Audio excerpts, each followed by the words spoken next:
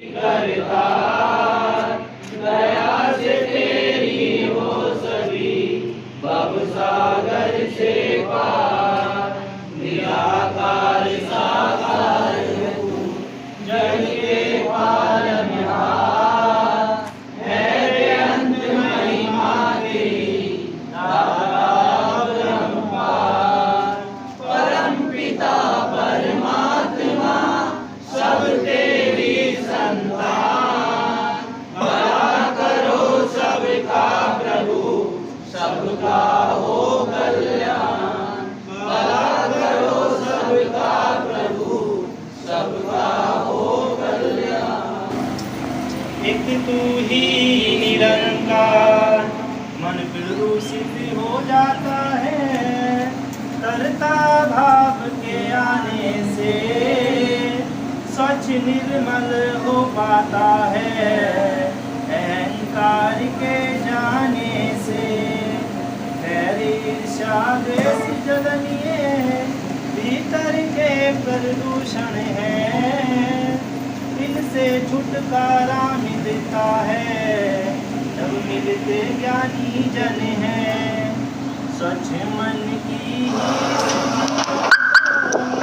आनंद से भर देता है। फिर दूषित हो जाए तो सुख चैन सभी हर लेता है। अंदर का हो या बाहर का फिर दूषण से हानि है। विवेक जिसका जागा उसकी सफल हुई जिंदगानी है। गुरु ज्ञान से मन के भीतर निर्मलता का वास रहे। कहे हर देव शरीर धारण करके संसार में प्रकट है। सामान मिलता है लेकिन दुकान में 3 चीज़ें जरूरी है। दुकान में सामान भी हो, दुकानदार भी हो और ग्राहक भी हो। दुकान तो है और दुकानदार ही नहीं बैठा तो सामान नहीं मिलेगा। इसी तरह ये निराकार परमात्मा जो सर्वत्र है, जिसको राम कहते हैं, जिसको हरि कहते हैं, जिसको निराकार कहते हैं, ये हर जगह मौजूद है। इसको खोजने की ज़रूरत नहीं है। खोजना किसको है? जैसे दुकान पर बैठा आदमी सौदा देता है, इसी तरह जब ये निराकार साकार रूप में प्रकट होकर आता है तब ये अपने निज स्वरूप की जानकारी देता है। इसलिए ये बात कही है, संत मिले तो मैं मिल जाऊं, संत ना मुझसे आ जाए। संत जीवन में आ जाता है तो ये प्रभु से मुलाकात हो जाती है, इसके दर्शन हो जाते हैं। यही बात कबीरदास जी ने कही है, गुरु गोविंद दो पढ़े काके लागू पाए बलिहारी गुरु अपने जिस गोविंद दीरो मिलाए। तो साध संगत आज निरंकारी बाबा जी ने हमें इस हमारी भटकी हुई आत्मा को, जो जन्म जन्मांतरों से भटकी हुई है, जिसके बारे में गीता कहती है कि हे अर्जुन, जे जब जीव भरमते मानुष देह में आवे है तो चेतन होवे है। चेतन होवे है तो मेरे किसी तत्वदर्शी की क्षण में जाकर दंडवत प्रणाम करके मेरे निज स्वरूप को जान लेता है तो आवागमन से मुक्त हो जाता है और मुक्ति को पाता है। साध संगत 84 का चक्कर बिना गुरु की कृपा के नहीं छूटता। और गुरु की जब कृपा हो जाती है, इस रमे राम को पा लिया जाता है, फिर भक्ति शुरू होती है। लेकिन साथ संगत इस भक्ति में ध्यान जरूर रखा जाता है। जैसे काश्तकार है, काश्तकार फसल बोकर आया, अब उसने घास तो नहीं बोया, उसने तो फसल बोई है, गेहूँ बोई है, घास उसमें अपने आप आ जाता है। और वो जो घास जो है, यदि उसकी निराई गुड़ाई ना हो, उसकी संभाल ना हो तो साथ संगत फसल दब जाती है और घास ऊपर आ जाता है। फिर साथ संगत उसमें वो एवरेज नहीं आ पाती जो सही आनी चाहिए। इसी तरह जहाँ पर सतगुरु बाबा हरदेव सिंह जी की पवित्र वाणी है, जिसमें एक बात समझाई है बाबा जी ने कि देखिए, जय प्रदूषण से नुकसान होता है।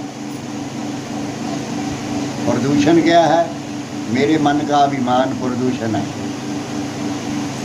जिस मन में अभिमान होगा वो मन भक्ति नहीं कर सकता, चाहे वो स्त्री है चाहे वो पुरुष है। भक्ति कौन करता है? भक्ति नम्रता वाला करता है, भक्ति सहनशीलता वाला करता है, क्योंकि शांति नम्रता वाले होते हैं, शांति सहनशील होते हैं और शांति ही बात को सहते हैं। जो सहता है वो रहता है और जो सहता नहीं है वो कभी नहीं रहता। तो साध संत इसलिए महापुरुषों ने कहा है, खोद खाद धरती से काट कूट बन राय, कटु वचन संत से और सहा न जाए।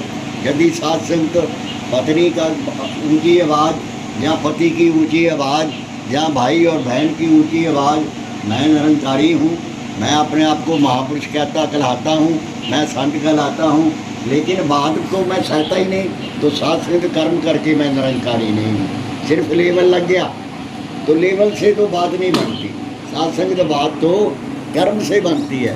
तो यहाँ पर बाबा जी कहते हैं कि यदि मेरे मन में प्रदूषण है तो फिर मेरे जीवन का वो कल्याण का कोई रास्ता नहीं है।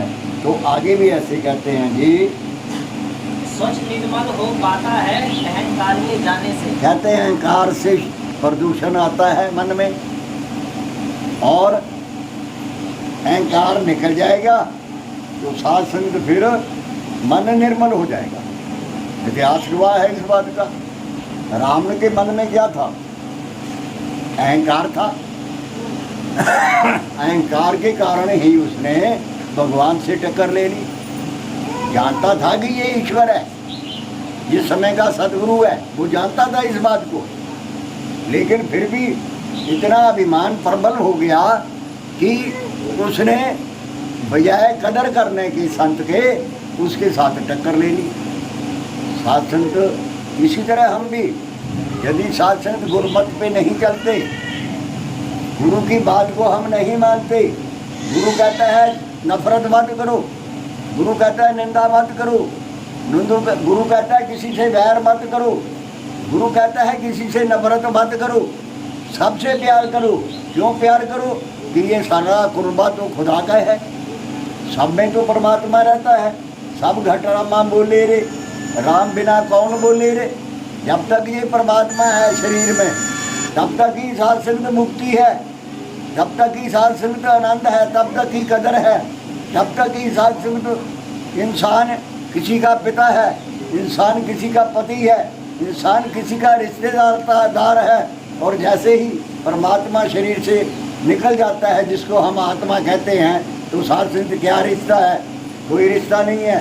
फिर जो वो प्यार करने वाले थे वही कहते हैं उठा दो इसको, जल्दी पहुँचा दो इसको, क्योंकि कहीं बदरू ना मार जाए।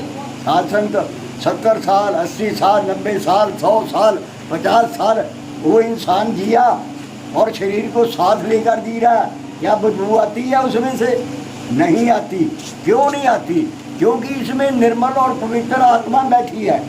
ये जो पवित्र आत्मा है ये इंसान को खोने नहीं देती, सड़ने नहीं देती, नुकसान नहीं होने देती। लेकिन जैसे ही आत्मा निकल जाती है उस इंसान की एक कौड़ी की कीमत नहीं है, जीते जी कीमत है। और जीते जी कीमत तभी है जब मन में प्यार है। और रावण का हम हाल देखते हैं, है नी? श्री रामचंद्र जी ने तो एक दफा मारा था और हम हर साल मारते हैं, मारते हैं ना हर साल। इसको अभिमान को, जो मेरे अंदर का रावण है, क्या मैंने इसको मारा? यदि नहीं मारा तो ये बहुत बड़ा प्रदूषण है जो मुझे नुकसान देगा, मुझे ज्ञान के ऊपर चलने नहीं देगा, मुझे प्रभु की भक्ति करने नहीं देगा। तो साध संत भाई तो दोनों ही थे, रावण भी और विभीषण में। विभीषण के मन में प्यार था, उसमें सहने की शक्ति थी, उसका मन जो विशाल था, विशाल से जुड़ा हुआ था। अब भाई ने लात भी मारी, घर से भी निकाल दिया, तब भी उसने झगड़ा नहीं किया। वो उसने किसका सहारा लिया? बलवान का सहारा, ताकतवर का सहारा, दुनिया के मालिक का सहारा। जीत किसकी हुई? जिसकी तरफ प्रभु है, जिसकी तरफ राम है, जीत उसकी होएगी, है ना? धन से बलशाली की तरफ जाने से जीत नहीं होगी। ज़्यादा शासन ताकतें बाजू में होने से जीत नहीं होगी। हम इतिहास में देखते हैं 1 लाख 2 लाख नाती, इतनी बाजू थी उसके पास, लेकिन उसकी जीत विभीषण की हुई क्योंकि उसने भगवान को साथ ले लिया। अर्जुन की हुई क्योंकि उसने भगवान को साथ ले लिया। शासक प्रहलाद की हुई क्योंकि उसने भगवान को साथ ले लिया।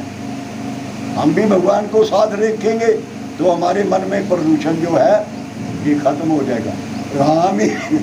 राम ही प्रदूषण को मार सकता है। जो मेरा मन का अभिमान है, जो ये रावण है, इसको मारेगा कौन? राम। तो इसलिए सिमरन किया करें, राम को साथ रखा करें, हर वक्त बोला करे तू ही निरंकार, मैं तेरी शरण, मैनू बख्श लो। ये रावण अपने आप मर जाएगा, ये घर छोड़ के भाग जाएगा। तो शास्त्र आगे भी ऐसे कहते हैं, वैर ईर्ष्या द्वेष जलन ये भीतर के प्रदूषण है। कहते वैर ईर्ष्या द्वेष जलन ये भीतर के प्रदूषण है, बाहर के नहीं है। और बाद वाला प्रदूषण शास्त्र जब दुनिया को खराब करता है और जहाँ प्रदूषण होता है मेरा दम घुटता है, मुझे सांस नहीं आता, बाहर वाले प्रदूषण से इतनी तकलीफ होती है, तो जो अंदर प्रदूषण मैंने पाल के रखा है क्या ये सुख देगा? ये भी नहीं सुख देगा।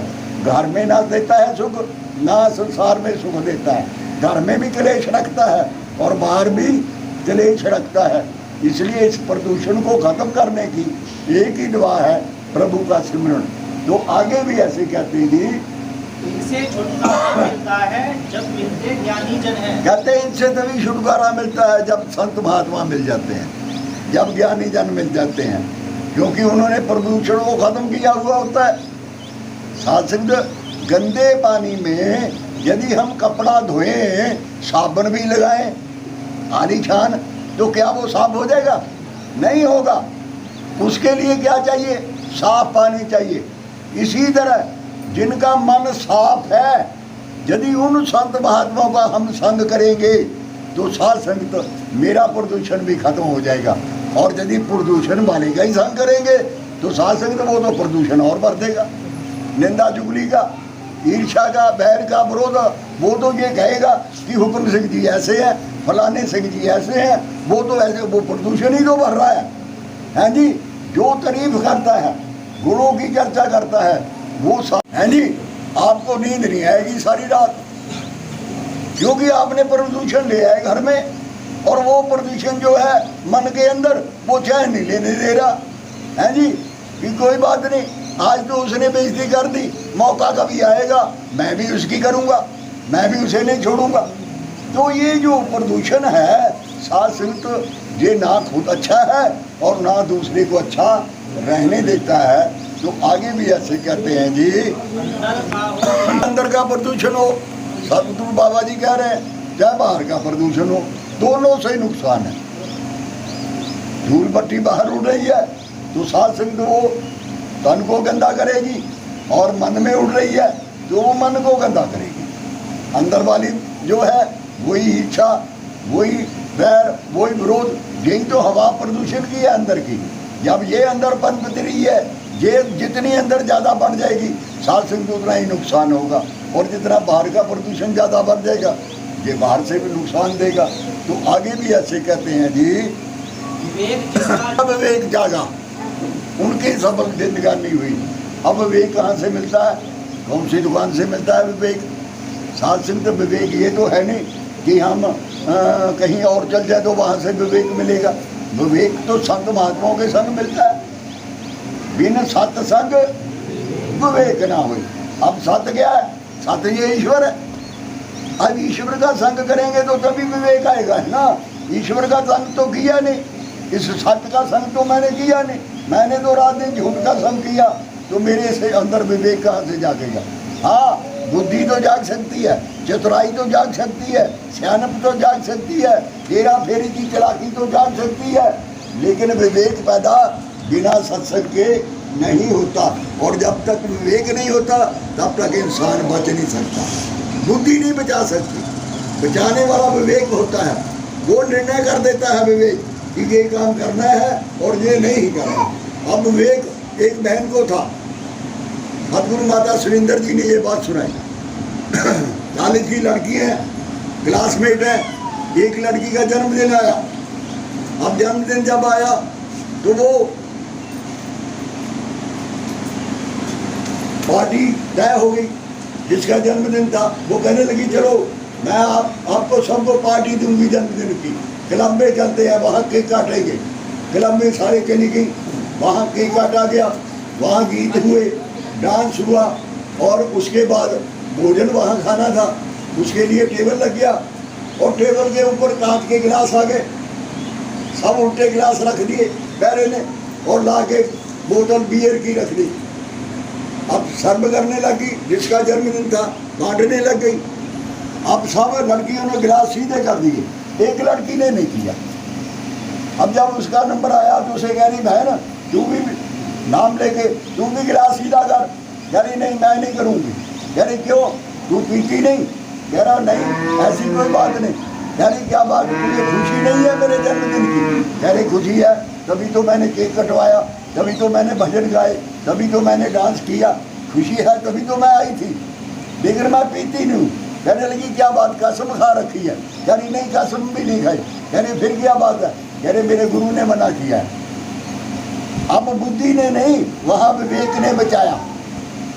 बुद्धि कहती तो बुद्धि तो कहती तुमने कौन सी रोज पीनी है। बुद्धि का ये काम है, उकसाती है बुद्धि, आगे बढ़ाती है, मन मत आगे बढ़ाती है और गुरुमत बचाती है। विवेक गुरुमत है और वो बची, उसका नाम हो गया। उसने गुरु की बात करी, गुरु को प्रकट किया। क्या मैं गुरु को प्रकट करता हूँ? यदि मैं करता हूँ तो मेरे पास गुरुमत है और यदि नहीं करता तो मेरे पास विवेक नहीं है। ऐसी बात आगे कह रहे महात्मा जी।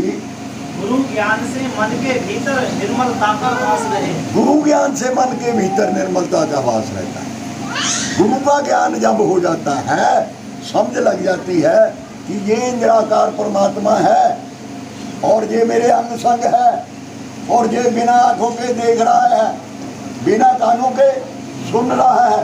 जब मुझे ये ज्ञान हो जाता है तो फिर स्वतः ही मेरे मन के अंदर विवेक जाग जाता है। फिर मुझे समझ लग गई है कि मैं जहाँ भी जाता हूँ ये मुझे देख रहा है। साध संग आपने कहानी सुनी है, एक गुरु थे, उसके 4 बच्चे थे और गुरु महाराज ने गुरुगद्दी देनी थी। अब गुरुगद्दी देने के लिए उसने परख करनी थी कि मेरा ज्ञान किसके पास है, जो मैंने इनको ज्ञान दिया वो किसके पास है। अब उसने क्या तरीका अपनाया, वो कहने लगे कि चलो इन सब का इम्तिहान लेता हूँ। सबको एक एक कबूतर दे दिया और कह दिया सबको जाओ इसको मार के लाओ, जहाँ कोई ना देखे वहाँ इसका बस इसको ख़त्म करके ले आना। अब वो गए, किसी ने जंगल में जाके उसका दम घुट दिया, गला मरोड़ दिया कि यहाँ कोई नहीं देख रहा।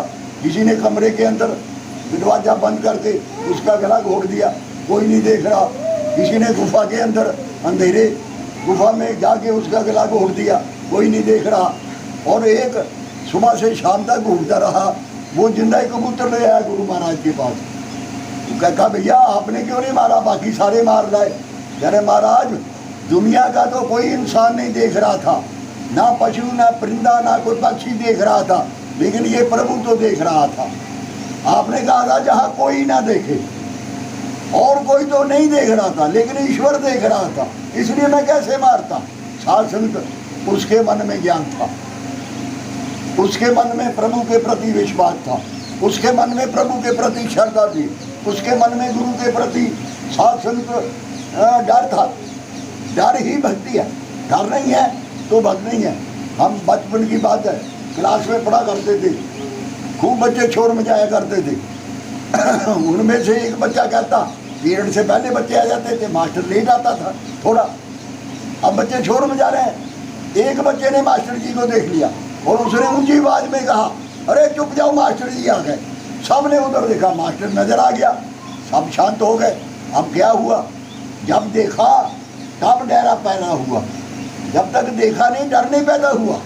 मास्टर तो था लेकिन डर नहीं था, देखने से डर पैदा होता है। जो इस अलंकार को अंग सब देखता है, इसको हर वक्त महसूस करता है, उसके मन में भक्ति पैदा होगी। वो भक्ति कर सकता है। जो जिसको इसका डर ही नहीं है वो तो मन की मर्जी करेगा, वो गुरमत को नहीं अपनाएगा, वो मनमत को अपनाएगा। और मनमत क्या करती है? मनमत डुबोए गुरमत तारे, ऐ मन तू रहे गुरु के सहारे।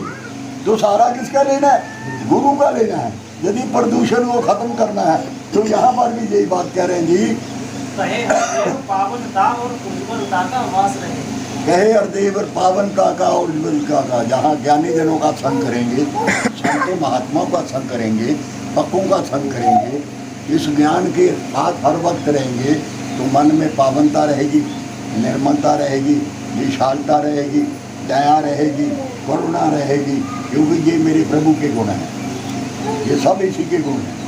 जब इसके साथ कनेक्शन होगा तो ये सारे गुण मेरे अंदर आएंगे। और यदि कनेक्शन ही नहीं होगा तो फिर गुण कैसे आएंगे? यदि कनेक्शन है नफरत से, कनेक्शन है ईर्ष्या से, कनेक्शन है वैर से, कनेक्शन है विरोध से, कनेक्शन है लड़ाई से, कनेक्शन है झगड़े से, कनेक्शन है तेरे से, कनेक्शन है मेरे से, कनेक्शन है छोटे से, कनेक्शन है बड़े से, तो फिर तो वही चीज़ें आएंगी। फिर निरंकार कहाँ से आएगा? निरंकार के गुण कब आएंगे? निरंकार के गुण तो इसके साथ जुड़े हैं। हाथ पाँव से काम कर और चित्त निरंजन ना। हाथ पाँव से काम करना है। बहनें रोटी बना रही है और निरंकार को देख रही है, दोनों हाथों के बीच में है। अब आप वही भक्ति शुरू, वही भक्ति के लिए कोई समय निकालने की जरूरत नहीं है। भक्ति तो हर टाइम कर सकता है, सिर्फ ज्ञान को समझने की जरूरत है। मेरे ज्ञान समझ में आ गया तो मेरी भक्ति शुरू होगी, और ज्ञान मेरी समझ में नहीं आया तो मेरी भक्ति शुरू नहीं है। चाहे जितनी मर्जी संगत कर लूँ, जितनी मर्जी सेवा करता रहूँ, जितनी मर्जी, कर्म ही भक्ति है, शब्द भक्ति नहीं है, विचार भक्ति नहीं है। इसके ऊपर बैठ के ऊंचे ऊंचे शब्द कह देना, खड़े होके कह देना, वो भक्ति नहीं है।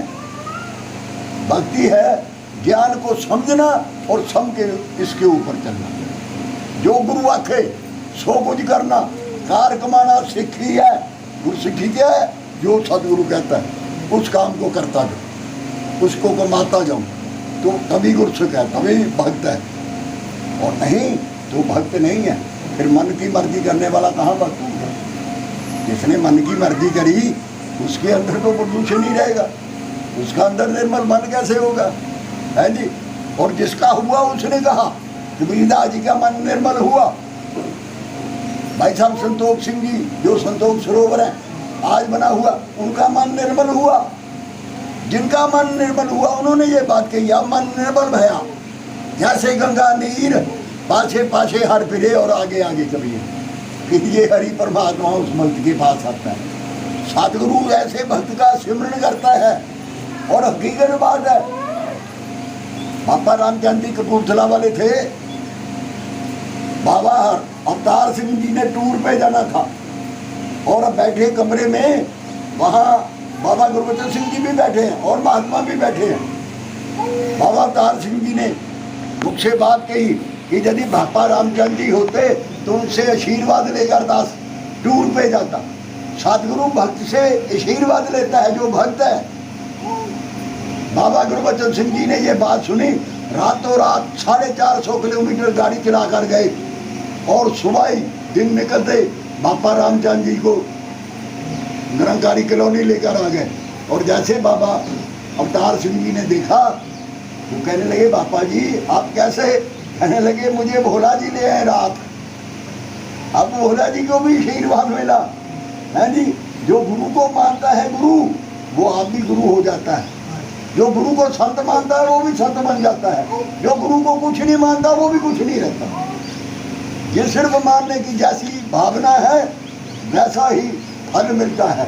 मेरी भावना जैसी है वैसा ही फल देगा ये परमात्मा।